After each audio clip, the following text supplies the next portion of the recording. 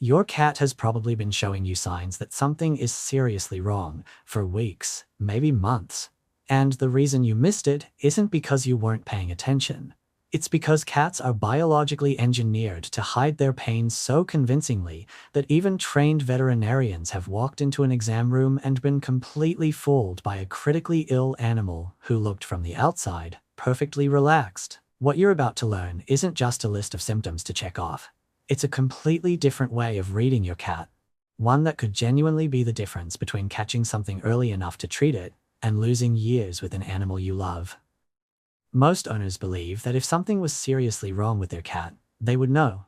That the cat would act differently, cry out, stop eating, look obviously distressed. And this assumption, this deeply human belief that suffering must announce itself, is exactly what makes these 5 signs so dangerous. By the time your cat looks sick to you in a way you'd recognize, the disease has often been quietly progressing for months. The whispers have been happening the entire time. You just didn't know what language they were speaking. Before we get into the signs, I want to plant something in your mind right now, something we'll come back to near the end of this video, because it is the one thing most owners only understand in hindsight. The one thing that, once you see it, changes how you interpret every quiet, ordinary moment with your cat. Hold on to that. Now, there's someone I want you to keep in mind as we go through this. Her name is Claire. She had a gray tabby named Archie, 12 years old, a little slower than he used to be, but nothing she found alarming. She figured he was aging gracefully. 12 is old for a cat, she reasoned. He deserves to slow down. So for 2 years, she watched Archie quietly withdraw from the life they'd built together. And she called it growing older. We'll come back to Claire, and to what she eventually found out. But first, the signs. 1. The litter box rebellion. Here's what I need you to understand before we go any further, because this particular sign is responsible for more suffering and more surrendered cats than almost any other misunderstood feline behavior. If your cat has started going outside the litter box, they are not punishing you. They are not upset about a new work schedule or a change in food brand or the fact that you rearranged the living room. Here's what most people don't realize. Cats do not possess the cognitive architecture for revenge. They don't plan ahead in that way. They operate on sensation and association.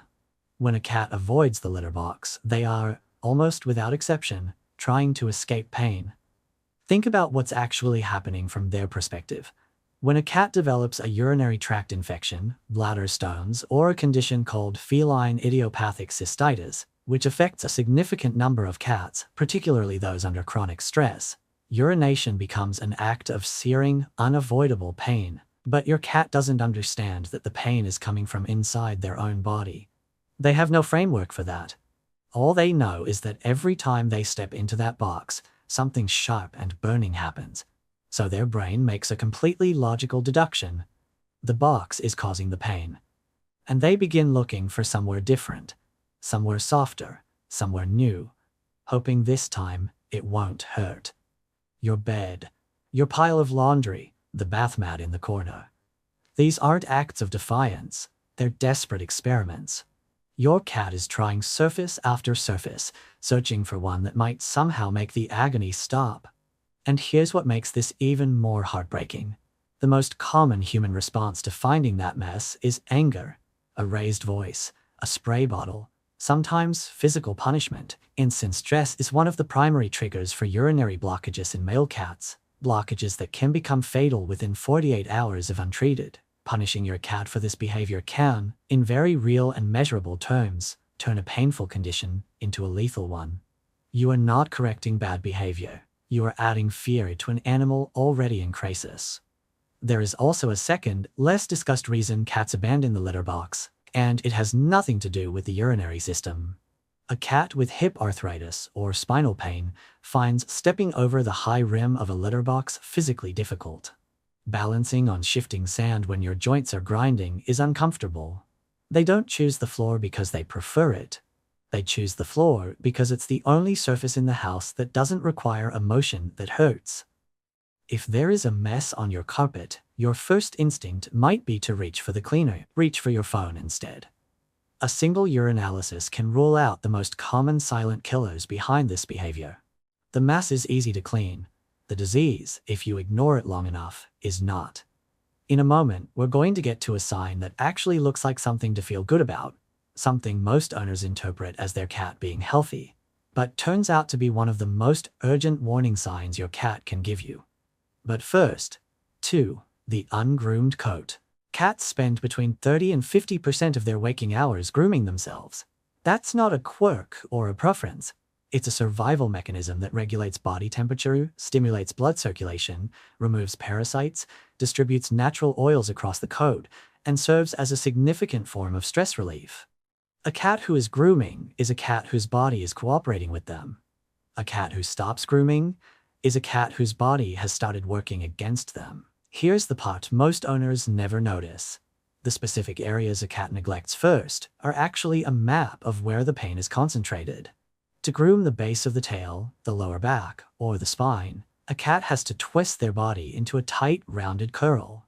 They have to be flexible, mobile, comfortable in that compression. If a cat is developing arthritis, and studies using X-ray imaging show it affects 90% of cats over the age of 12, that twisting motion becomes genuinely painful. So they stop doing it. Not out of laziness, because it hurts. What you see as a result is a coat that starts to look greasy, separated, or dull along the lower back. Flakes of dandruff accumulating at the base of the tail. Thick, painful mats forming in the areas the cat simply cannot reach anymore. Many owners see this and think their cat needs a bath or has just gotten a bit lazy about their appearance. They don't realize they're looking at a visible record of invisible suffering. The second mechanical reason for grooming decline is oral pain. Dental disease is staggeringly common in cats. It affects nearly 70% by the age of 3. Resorptive lesions, which are essentially cavities that dissolve tooth structure from within, are particularly brutal. If a cat has active dental disease, running their tongue along their own coat, which puts pressure on inflamed gums and sensitive teeth, causes pain.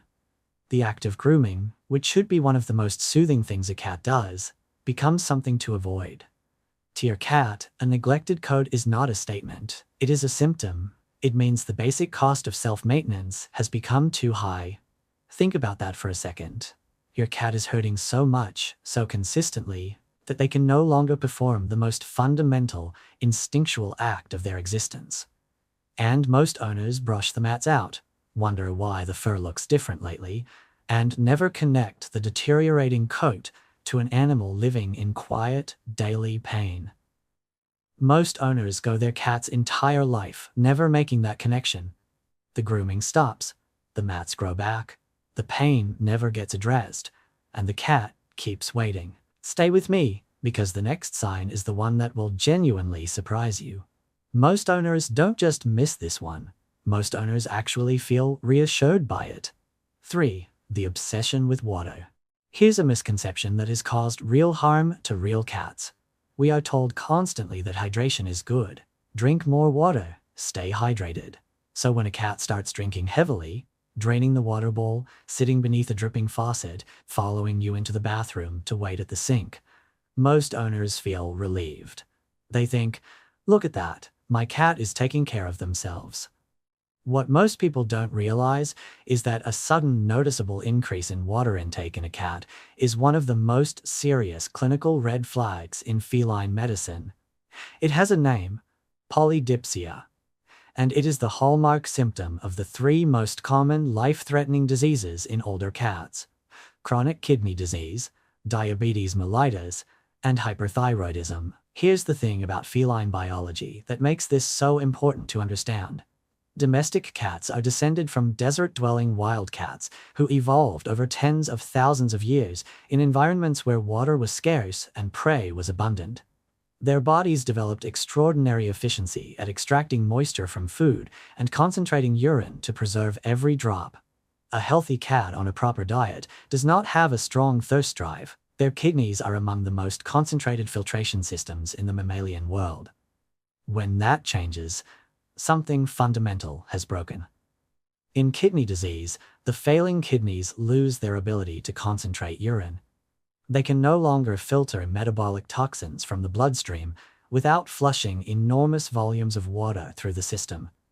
So the cat drinks and drinks, not because they're experiencing normal thirst, but because their body is attempting to dilute the toxins accumulating in their blood. They are drinking, in a very literal sense, for their survival. In diabetes, elevated blood sugar acts as a diuretic, pulling fluid out of the body's tissues and creating a chronic, desperate thirst that cannot be satisfied no matter how much the cat drinks. And hey, if this is already making you see your cat's daily habits differently, if you're already thinking about moments you might have written off, please hit subscribe. It's the best way to help other cat owners find this before it's too late for their cats too. Now, here is how to catch this sign when you're not watching the water bowl. The litter box tells the whole story. If you use clumping litter, study the clumps. A healthy cat produces small, dense, firm clumps.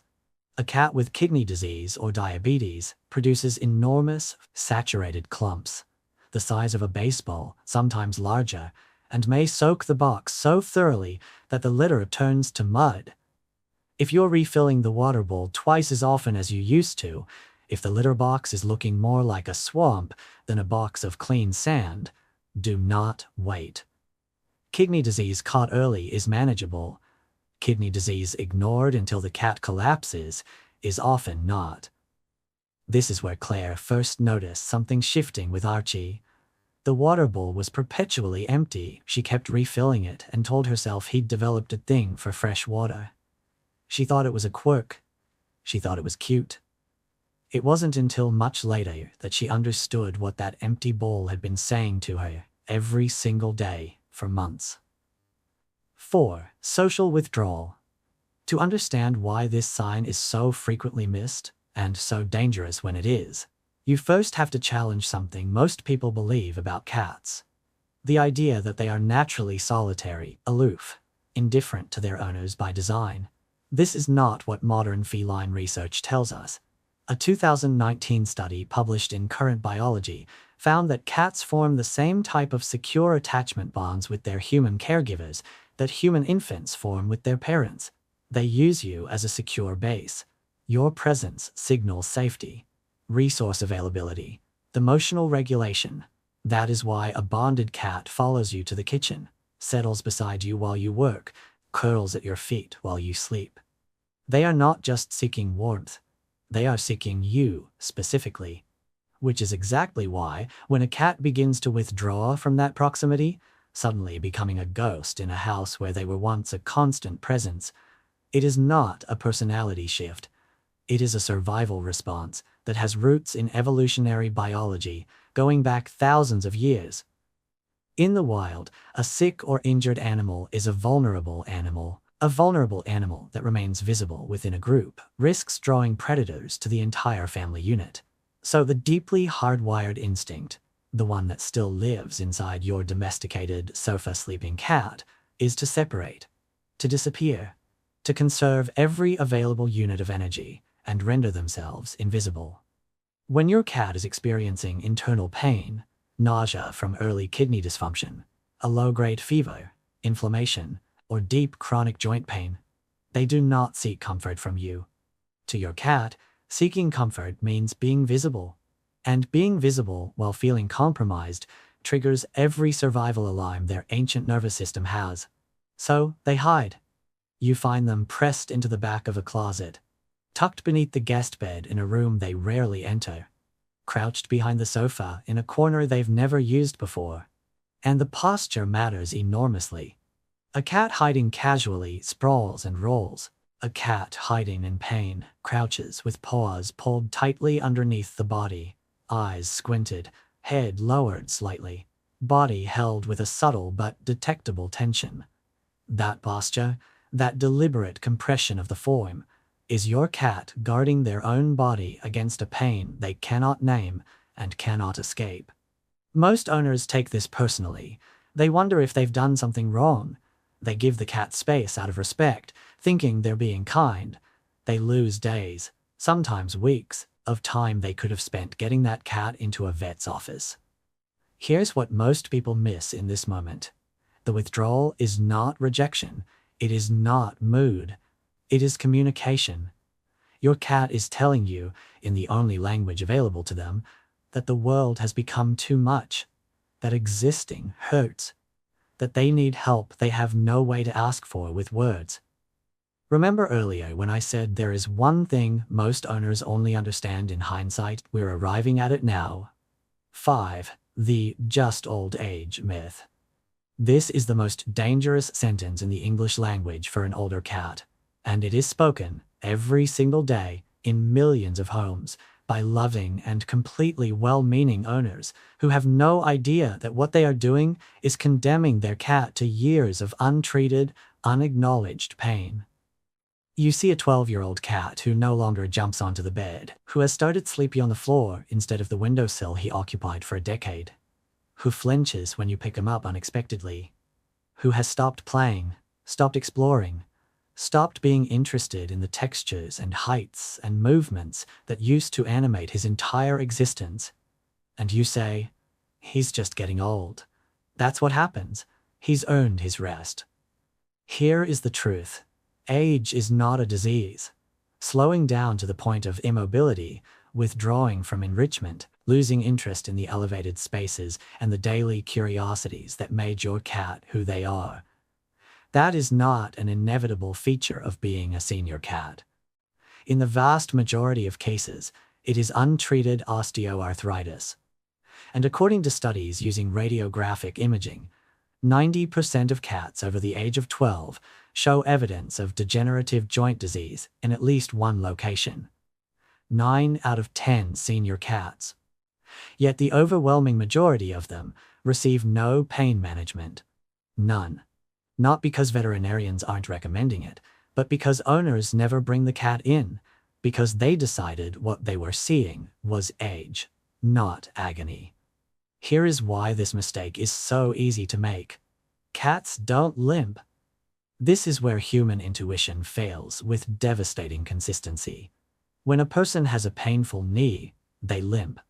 When a dog has a sore hip, they limp. The affected limb is favored visibly and obviously. Cats are quadrupeds with extraordinary biomechanical intelligence. If one hip is painful, they redistribute weight across the opposite diagonal with minute adjustments in their gait that are nearly impossible for the human eye to detect. They adapt in increments so gradual and so precisely distributed that you will almost never see a cat limp unless a bone is actually fractured. What you will see instead is hesitation. Watch your cat the next time they approach the couch, the bed, their favorite perch on the windowsill. A healthy cat jumps in one fluid, effortless, uninterrupted arc. An arthritic cat does something different. They approach the edge. They look up at the surface.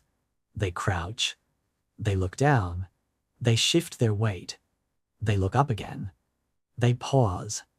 That pause, that split second of assessment before a jump, is not caution.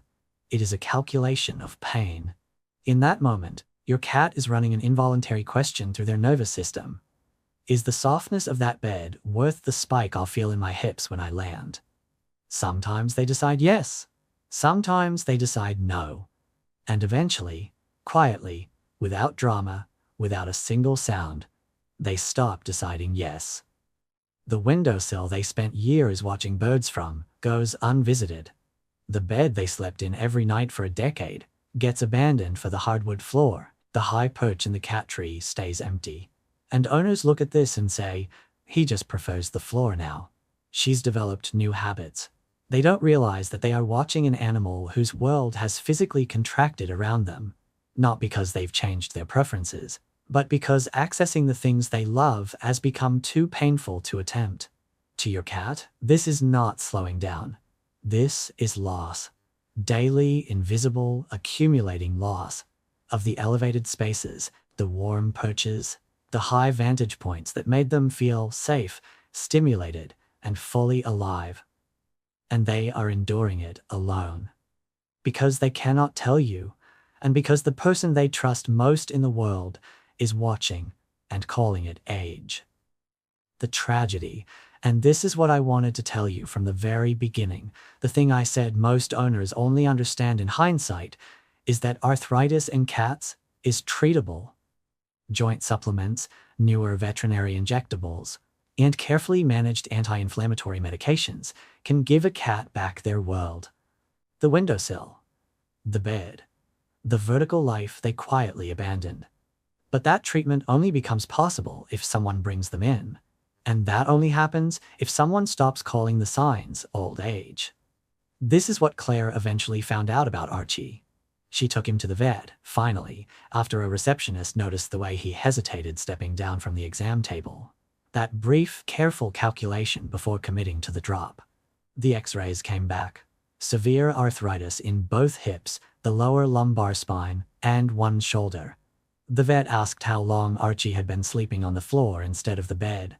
Claire said about 2 years. 2 years. The vet told her the arthritic changes in his joints suggested the pain had likely been present for longer than that, building quietly while Claire filled his bowl and brushed his coat and called him her old man. 3 months later, on a combination of joint supplements and a low-dose prescription anti-inflammatory specifically approved for cats, Archie was back on the windowsill. Not for hours at a time the way he used to be, but there, in the mornings, watching the birds come to the feeder Claire had installed outside the glass. She told the vet she had to leave the room when she saw him up there because she couldn't hold it together. 2 years. He had been hurting for 2 years, and she had watched every single day of it and called it something other than what it was. Your cat cannot tell you they are in pain. They will not cry out to you the way a dog would. They will not look up at you with eyes that say plainly, clearly, undeniably, "Help me." Not in any way your human brain is naturally wired to read as a plea. Instead, they will simply stop. Stop jumping. Stop grooming the places that hurt to reach. Stop drinking from a bowl that empties twice as fast as it used to. Stop coming to find you in the evenings. Stop being the shadow at your heels in the kitchen. They stop. And they wait. Because they have been waiting the whole time. Not for something dramatic. Not for a vet visit you scheduled 6 months from now. They have been waiting for you. The specific, irreplaceable you. The one creature on Earth they have built their entire sense of safety around. To notice that something is different. That something is wrong. That the whisper they have been speaking in the language of litter clumps and empty water bowls and hesitated jumps and darkened closets is a sentence they have been trying to finish for months. You are the only thing standing between your cat and a pain they cannot name, cannot understand, and cannot escape on their own. Not a label on a food bag. Not an annual vaccine schedule. You, in every ordinary moment, every time you watch them navigate their world and register that something seems slightly off. The signs were never invisible. They were just waiting for someone who knew how to look.